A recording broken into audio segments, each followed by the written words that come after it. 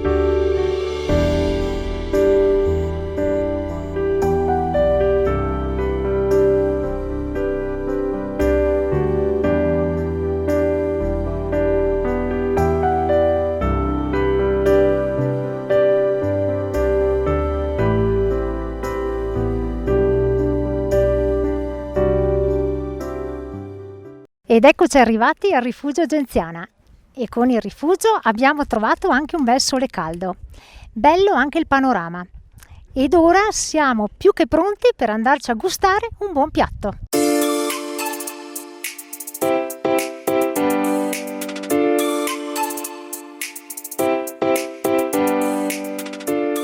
Si parte! Si parte!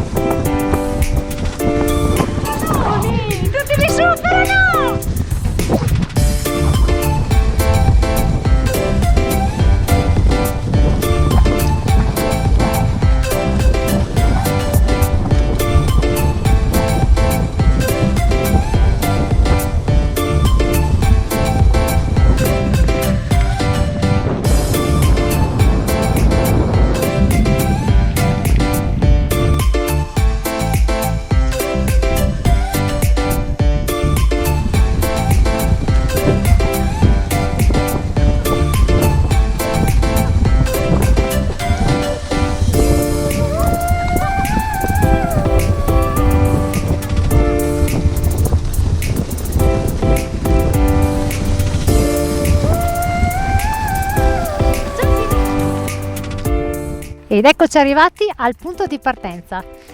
È stata una bella camminata, piena di sole, neve, aria buona, al rifugio bei panorami ed anche buon cibo.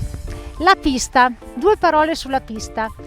Nonostante fosse ben innevata, è stata molto lenta. In alcuni tratti abbiamo dovuto tirare le nostre slitte. Come sempre vi salutiamo e vi diamo appuntamento alla